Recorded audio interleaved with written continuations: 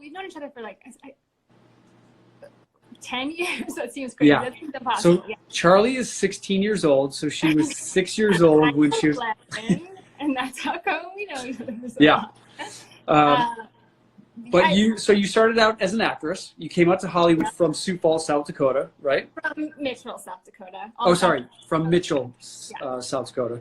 And because I talk a lot about pursuing your dreams and pursuing what matters to you, what made you have the wherewithal and the confidence to just pick your bags up and move out to Hollywood? And did your parents think you were crazy?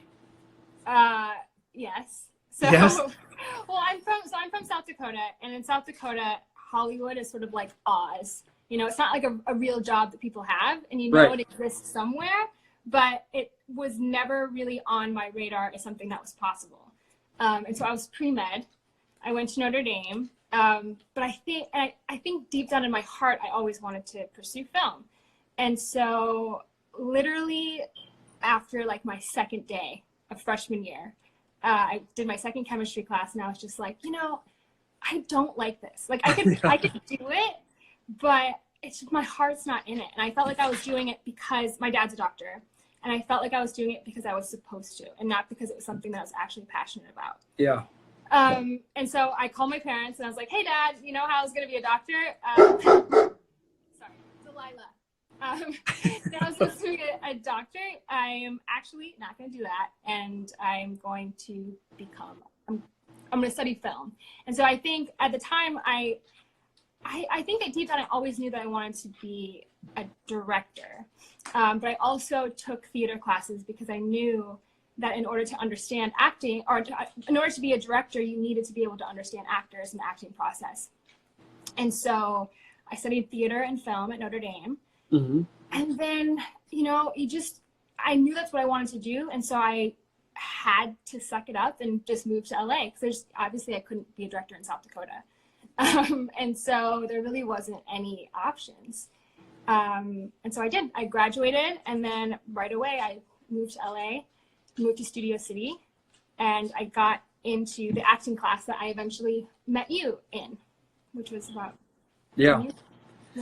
And so you studied acting for how many years before you realized that maybe you wanted to transition into directing?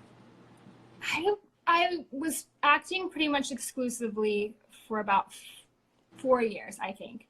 But Okay. as you know, it's really the thing with being an actor is, especially I think the way that a lot of people go about it, is that you go to auditions and you're constantly pounding the pavement, you're constantly getting rejected, and you have no agency over your own life.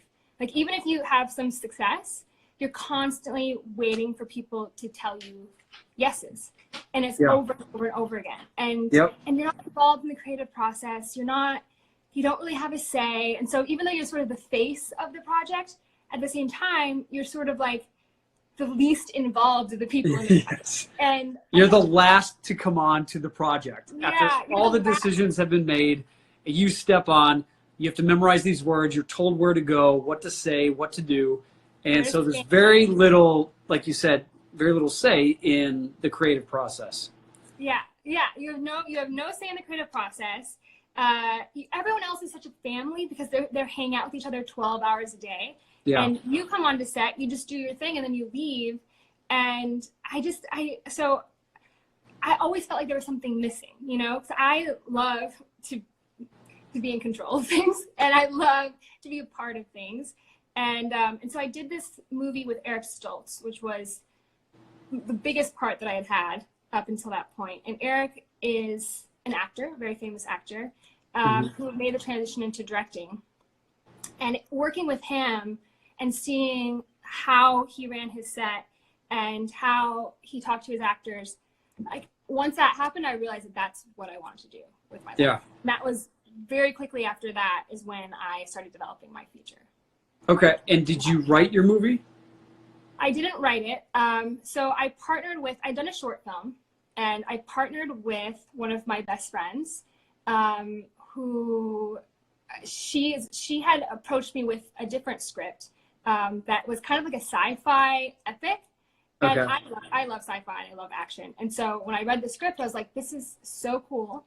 But it's going to cost like $20 million to make. Yeah. And we've never done anything, and we're 25 years old. And so we can hope that someday someone will maybe eventually give us $20 million having done nothing. Yeah. Or we can make something in the meantime using resources that we have access to for free. And start now, you know, and then use that project as a springboard to do other things. And so that's kind of how it started, which was we just asked ourselves, like, what do we have? Mm-hmm. And I'm from South Dakota, and so I knew I could get my grandparents' farm. I knew I could get restaurants. I knew that you didn't need permits. And so all of the obstacles that I think people run into in LA didn't really apply as much there. Mm-hmm. And so we took all those details and reverse engineered a script using things that we had access to for free. So basically what you're saying is, for anyone out there who is looking to get into the entertainment industry, the big lesson both Charlie and I learned was, if you want to be able to work in the industry, you've got to create your own projects. You've got to create your own pathway or ability to actually be able to do whatever it is that you want to do, because no one is going to roll out the red carpet for you, and it takes a hell of a lot of work. It's not just the matter of putting your face on an Instagram or a YouTube video, getting a bunch of followers, and then going out to Hollywood and expecting to have your own TV show.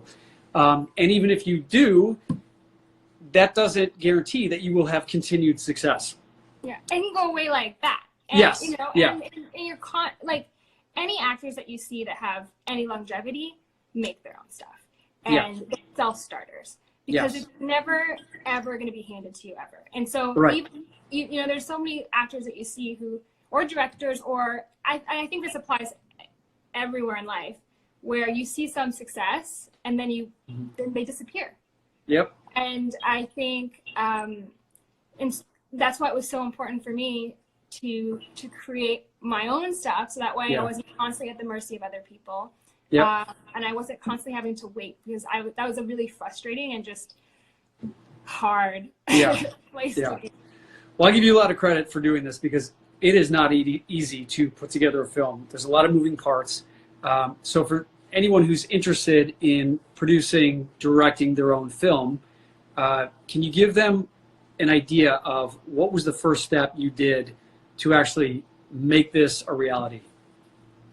I think it's two things. One, set a date, because there's like, and this just, what we did was we were like, this is the day we're making a movie, no matter what. Even if we're filming it on our iPhones, like, we are going to make this movie by then. Because I think there's so many people who constantly are, I'm making a movie. They're going to make a movie. And they do that. Well, sometime. There's a script I'm working on. I have a feature. I'm in pre-production. And they're just constantly going to do it. And that lasts for a decade. And so for us, I think, especially for me, like, the hardest thing is to start something. Like, once I get started, it's okay, but I'm a serial procrastinator. And so, like, it's just getting the momentum to go is the thing that, that's like one of my biggest obstacles. And so once I had a date, then I knew that I had like a deadline. Okay. And so we set a date. And then once we did that, then it was easier to get crew to sign on, because they knew when it was happening. It was like, we knew when we had to have the script finalized. And so I think, like, that to me is one of the most important steps for anything, is just to tell yourself, like, this is when it's happening. And so you're not constantly in the limbo of, I'm going to do it sometime in the future. Yeah. So what is your movie about? My movie is about a flu pandemic. Wow. So a pandemic breaks out, and this girl is living in Los Angeles, and it's too dangerous to stay in the city because everything's going under quarantine. And so she's forced to go home to South Dakota and live on a farm with her family. So are you like a future? I know, it's so weird. Like, I don't know, hand reader, sayer, or something. Like, how did you know to make this movie, knowing that something like this was going to happen? Did you predict this? So, you know, it's the weirdest thing is I've been thinking about this movie for 3.5 years. Like, all I've been thinking about is pandemics. And then as soon as we finished it, a pandemic breaks out. And you know, they're thinking they're putting some cities under quarantine. And my mom's like, you should come home. It's safer in South Dakota. And so I'm like, Mom, that is literally the plot of my movie. I cannot. Yeah.